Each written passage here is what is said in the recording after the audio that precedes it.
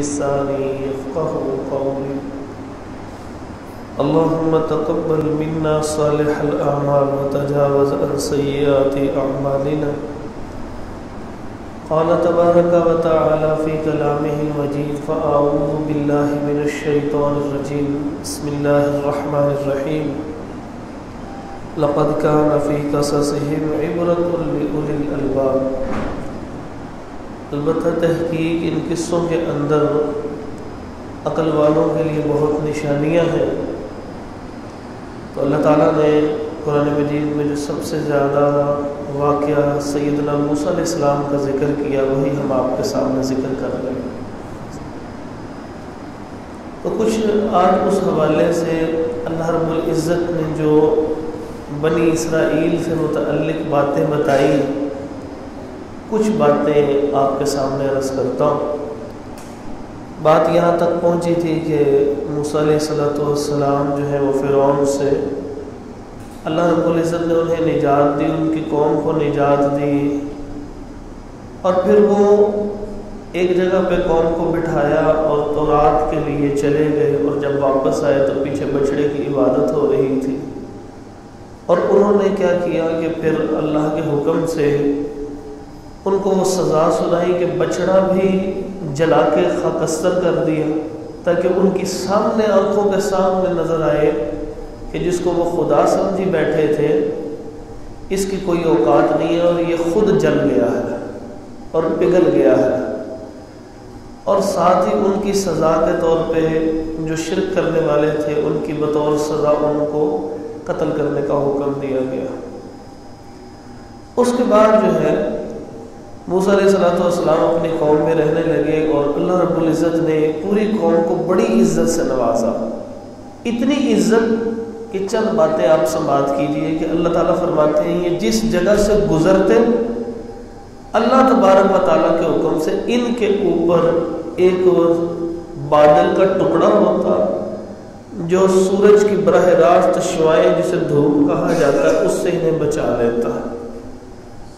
اور اب کتنی بڑی عزت والا معاملہ ہے کہ انسان جہاں سے گزرے ارد گرد کے لوگ گزرے ان کے اوپر دھوپ ہے اور یہ لوگ گزرتے ہیں اس کے اوپر دھوپ کوئی نہیں پڑتی، سکون میں ہوتا ہے. جیسے ہم کہیں شدید دھوپ ہو تو کسی شیڈ کے نیچے چلے جاتے ہیں، کوئی اے سی چل جاتا ہے، کوئی گرمی کی شدت ختم ہو جاتی ہے. اللہ تعالیٰ فرماتے ہیں وَظَلَّلْنَا عَلَيْكُمُ الْغَمَامَ، ہم نے تمہارے اوپر بادلوں کے ساتھ سایہ کر دیا تھا.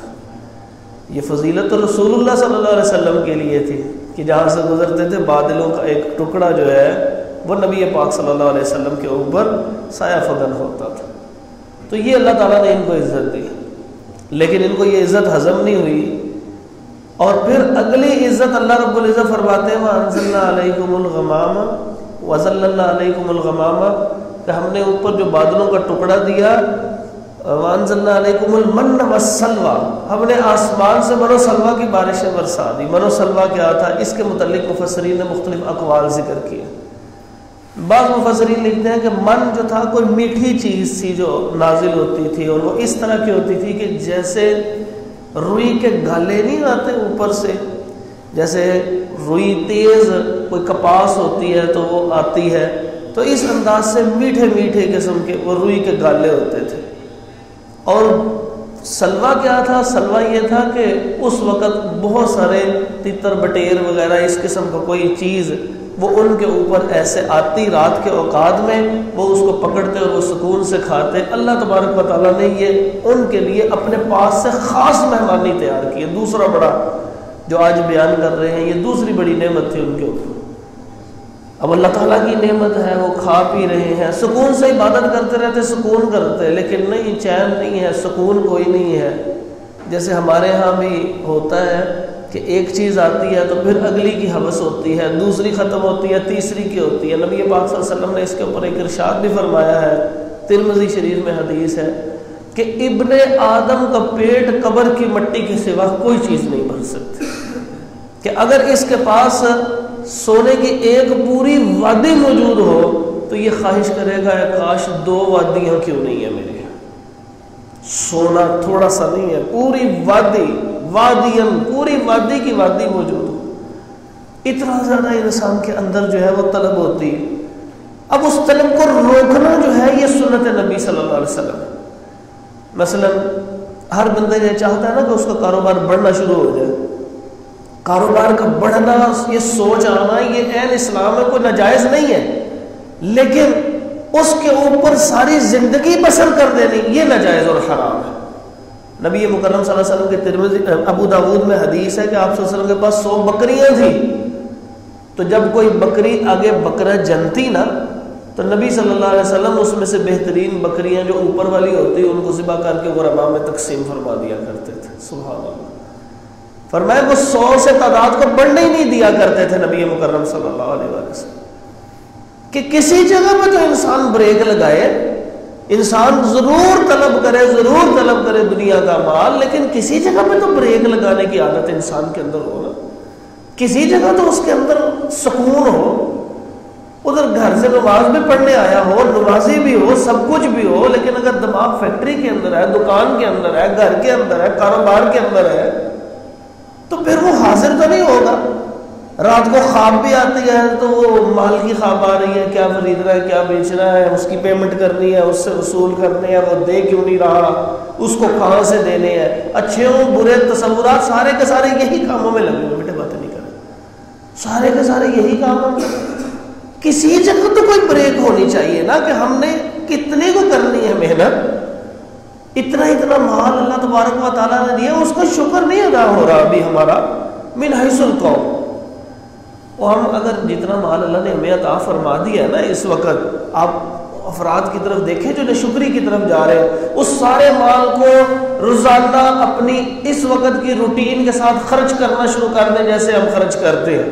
کرتے رہے وہ آپ کا مال ہی ختم نہیں ہوگا، زندگی ختم ہو جائے گی. جیسے میں کبھی کبھی یہ بات سناتا ہوں کہ ایک صاحب سے میں نے پوچھا، وہ پریشان تھے، کہنے لگا کوئی وظیفہ بتاؤ. میں نے کہا وظیفہ بتا دیتا ہوں.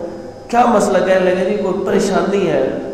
میں نے کہا کیا پریشانی؟ کہنے لگے کہ پریشانی ہے کہ کاروبار کے حوالے سے میں کچھ پریشان ہوں. میں نے کہا کتنے پیسے ہیں؟ وہ کہنے لگا تقریباً تھوڑا سا یہ ہے، کوئی 7 کروڑ روپیہ ہوگا، 6-7 کروڑ سارے کا سارا جو بزنس کا سرکل ہے، گھر فیکٹری سب کچھ علیحدہ ہے، اس کے علاوہ جس کے ساتھ میں کام کر رہا ہوں.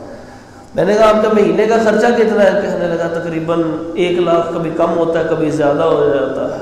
میں نے کہا اگر آپ کا 1.25 لاکھ خرچہ لگایا جائے ایک سال میں، آپ 1.5 کروڑ ایک سال کے اندر آپ 15 لاکھ روپے خرچ کریں گے. کہنے لگا ہاں 15 اتنا ہی بنیں گے.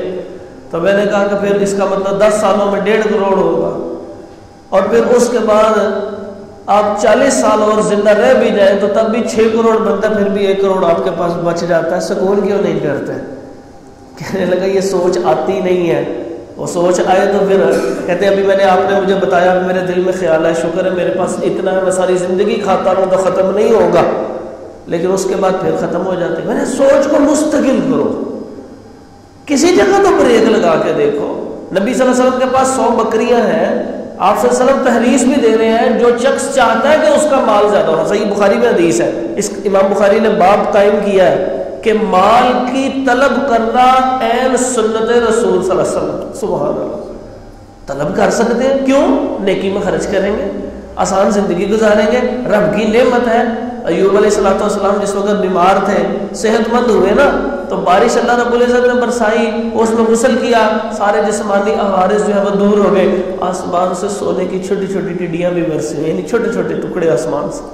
تو وہ اس کو پکڑنے لگے، نبی ہے اللہ کے، اللہ اکبر. تو کہا یہ بھی آپ رسول کر رہے ہیں؟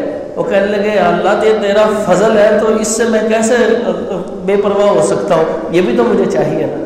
سبحان اللہ. اس کا مطلب یہ ہے کہ یہ چاہیے ہے، لیکن کسی جگہ بریک بھی تو لگنی چاہیے نا، کسی جگہ تو بریک لگنی چاہیے. تو یہاں پر بھی انسان کی بریک نہیں ہوتی. وہ اللہ رب العزت آسمانوں سے نازل کر رہے ہیں من و سلوہ. بنی اسرائیل میں بریک کوئی نہیں. تھوڑے دن گزرے، کہنے لگے جی ہمیں نہیں یہ چاہیے. موسیٰ علیہ السلام نے پوچھا پھر اور کیا چاہیے؟ ایسے ہی سمجھ لے جیسے کوئی بندہ جنت میں چلا جائے، وہ کہے جی جنت کی نعمتیں بس ہو گئی، اور کچھ نہیں. اب وہ اور طلب کر رہے ہیں، کہا کیا چاہیے؟ وہ کہنے لگے جی ہم یہ چاہتے ہیں کہ ہم وہی بیجی کریں، ہماری زمینیں ہوں، ہم اس کے اوپر حل چلائیں، محنت کریں، اور اندر سے جو چیزیں نکلتی ہیں زمین سے وہ ہم اپنی محنت سے کریں، اللہ اس میں برکت ڈال دے۔ ہم یہ کچھ کرنا چاہتے ہیں، پیاز کھانا چاہتے ہیں، کوئی دالیں چنے، کوئی اس قسم کی چیزیں کھانا چاہتے ہیں۔ ان سے کہا اتستبدلون الذی هو ادنی بالذی هو خیر، ان لوگوں تم ہلکی چیزیں طلب کر رہے ہو اور اچھی چیزیں چھوڑ رہے ہو، وہ تمہیں سمجھ ہی نہیں آ رہی۔ کہنے لگے جی ہمیں یہی چاہیے۔ تو اللہ کے نبی موسیٰ علیہ السلام نے دعا کی اور وہ منصبہ ختم ہو گیا، رک گیا۔ اللہ کی جو خاص رحمتیں تھی وہ رک گئی اور اب وہ محنت کے اوپر لگ گئے، بڑے خوش ہیں جی، محنت کر کے کھا رہے ہیں۔ سبحان اللہ، ایک اللہ خود کھلا رہا ہے۔ یہاں سے علماء نے ایک مسئلہ نکالا، وہ بھی میں آپ کو ذکر کر دوں۔ وہ کہتے ہیں یہ جنت کی طرف سے، اللہ تعالیٰ کی طرف سے خاص مہمانی منصبہ اترا ہے، بنی اسرائیل اس سے تنگ پڑ گئے، کہنے لگے اب جنت کے اندر بھی جو پھل ملے گا، تلح منضود کا لفظ آتا ہے کہ ایسے کیلے ہوں گے جو گچھے نہیں لگے ہوتے پورے کے پورے، اس کو یہ ترجمہ ہے تلح منضود، پورے پورے گچھے ہوں گے کیلوں کے، اور اس طرح رمان انار ہوں گے، تو اس طرح اور بھی پھل چیزیں ہوں گی۔ تو جب انسان روزانہ ہی وہ کھائے گا تو آخر کار تو تنگ پڑ جائے گا نا۔ بنی اسرائیل بھی تو تھک گئے تھے۔ تو علماء نے اس کا جواب دیتے ہوئے ارشاد فرمایا، علماء کہتے ہیں اللہ تعالیٰ جنت کے اندر پھل وہی دیں گے، ذائقہ ہر روز نیا ہوگا، شکل صورت وہی ہوگی۔ وہ کہیں گے اتوبہ متشابہہ، ہمیں ابھی تو دیا گیا تھا، دنیا میں بھی یہی رنگ تھے، ذائقہ تھا، کل بھی دیا گیا تھا یہی ذائقہ، تو جب اب ان کو کہا جائے گا کھا کے تو دیکھو، جیسے وہ کھائیں گے تو کہیں گے نہیں شکل ویسی ہے، ٹیسٹ چینج ہے، روزانہ ٹیسٹ چینج، روزانہ ٹیسٹ چینج۔ تو انسان کا دل ہی نہیں بھرے گا جنت سے، تو اگر ایک ہی چیز کھاتے رہیں گے تو دل بھرے گا نا۔ شکل و صورت ایک ہی جیسی ہے، رنگ ایک جیسی ہے، ایک جیسا ہے، لیکن جیسے جیسے اندر جاتا جائے گا ٹیسٹ مزہ آتا رہے گا روزانہ ہر دفعہ۔ ایسے ہی سمجھے جیسے شدید بھوکے کو کوئی بھی چیز دے دی جائے، وہ جو پہلے 3-4 نوالے لیتا ہے اس کو سکون ملتا ہے، مزہ آتا ہے، سکون ہوتا ہے۔ ہم نے رمضان کے روزے رکھے، شدید گرمیوں کے اندر جس وقت وہ پانی کا گلاس اندر جاتا ہے نا، وہ پانی بڑا مزہ دیتا ہے، لیکن وہ جب 2 گلاس پینے کے بعد تیسرے کی طرف جاتے ہیں پھر وہ مزہ نہیں رہتا۔ ہمیں کہ اس قسم کے مزے اس کو ہمیشہ پھلوں سے آتے رہیں گے جیسے طلب کے اندر مزہ ہوتا ہے۔ اس کے بعد ان لوگوں کی حرکتیں دیکھیے کہ وہ کہنے، ان کو کہا کہ یہ تورات جو آئی اب اس کو قبول کرو، کہنے کا کوئی نہیں کرنی۔ بھئی قبول کیوں نہیں کرنی؟ اللہ کا کلام قبول ہی نہیں کرنا۔ تو یہی حال ہم نے بھی کیا ہوا ہے قرآن کے ساتھ۔ قرآن پڑھا تو ہوا ہے، گرد پڑی ہے گھروں کے اندر، ان ریک میں رکھا ہوا گرد پڑی ہے، کھول کے نہیں دیکھتے، اور کیا کہتے ہیں؟ کہتے ہیں جی موبائل کے اندر قرآن ہے، میں تو وہاں سے پڑھ لیتا ہوں۔ اب موبائل کے اندر قرآن کتنا تو پڑھ لیتے ہیں، وہ جو گھر کے اندر لا کے رکھا پھر وہ کسی مسجد میں دے، وہ کس وجہ سے رکھا ہوا ہے؟ وہ رکھا ہوا پڑھنے کے لیے رکھا ہوا ہے، اوپر سے دیکھیں، پڑھیں، اس کی تلاوت کریں، اس سے لطف لے، اس سے مزہ لے۔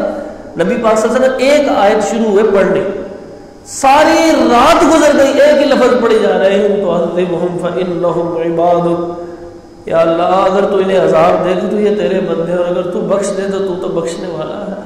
ساری رات ایک ہی آیت کی تلاوت، حضرت عمر رضی اللہ ساری رات ایک ہی آیت کی تلاوت کرتے گئے، روتے گئے ساری رات، اتنا زیادہ روتے تھے کہ یہاں سے آنسو نکل کے یہ حصہ کالا جیسے ہو جاتا نا، جیسے ایسے، اور یہاں سے ایسے نشان بن گئے ہوئے تھے آنسوؤں کے شدت سے نکلنے کی وجہ سے۔ ایک ہی آیت سورۃ معارج کی پڑھ کے روتے رہے کہ للکافرین لیس لہا دافع، کافروں پہ اللہ تیرا جب عذاب آئے گا تو وہ دور نہیں ہوگا، روتے رہے۔ کنفرم نام لے کے اللہ کے نبی صلی اللہ علیہ وسلم کو جنتی فرمایا تھا، لیکن اس طرح زاروں کے تار رو رہے تھے، کیا کیفیت؟ تو حلاوت نہیں آئی۔ انہوں نے کہا تو رات لے لو موسیٰ علیہ السلام، انہوں نے کہا ہم نے نہیں لے لے۔ اچھا اب اللہ کی شان ہے، فرشتے بھیجے اللہ رب العزت، ایسے پہاڑ کو اٹھایا، پورا کا پورا وہ پہاڑ اٹھا کے ان کے اوپر کر دیا۔ اب تصور کریں اتنا بڑا پہاڑ رب نے ایسے حکم دیا، وہ ایسے ہی اٹھا کے فرشتوں نے پوری قوم کے اوپر کر دیا۔ وہ جیسے وہ پہاڑ دیکھا اتنا بڑا، کدھر بھاگیں گے؟ پہاڑ ہوتا بھی تو کتنا بڑا سارا ہے نا، وہ سارے کا سارا جو اکھاڑ دے اللہ رب العزت ہے۔ پہلے بھی ایک قوم کو ہلاک کیا تھا، جعل عالیہا سافلہا، کہ وہ پوری کی پوری ایسی قوم کو یوں نیچے سے اٹھا کے ایسے اٹھا کے الٹ دیا۔ میں نے آپ کے سامنے یہ واقعہ ذکر کیا ہوا ہے پہلے قصص کے اندر، ایسے پوری کی پوری لوط علیہ السلام کی قوم پوری کی پوری تباہ ہو گئی، اوپر والا حصہ نیچے چلا گیا، پوری بستی اٹھا رہی تھی۔ تو اللہ کے لیے کیا مشکل ہے؟ کن کہنا ہے، کام ہو جانا ہے، بادشاہ شہنشاہ پورا پہاڑ اٹھا کے اوپر کر دے. کہنے لگے یہ پہاڑ کیوں ہے، پیچھے کرے. نہیں تم تورات پکڑتے ہو، قبول کرتے ہو، اس پہ عمل کرو گے.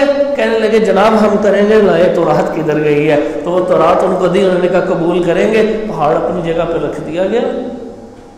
اب جب وقت گزرا کہنے لگے کوئی نہیں کرنا. یہ اللہ رب العزت کا کمال حوصلہ ہے کہ پھر اللہ رب العزت نے ان کو زندگی کی مہلت دی ہوئی تھی. کچھ اور باتیں ہیں انشاءاللہ اگلی مجلس میں ذکر کریں گے. اقول قولی ھذا استغفر اللہ لی ولکم ولجمیع المسلمین.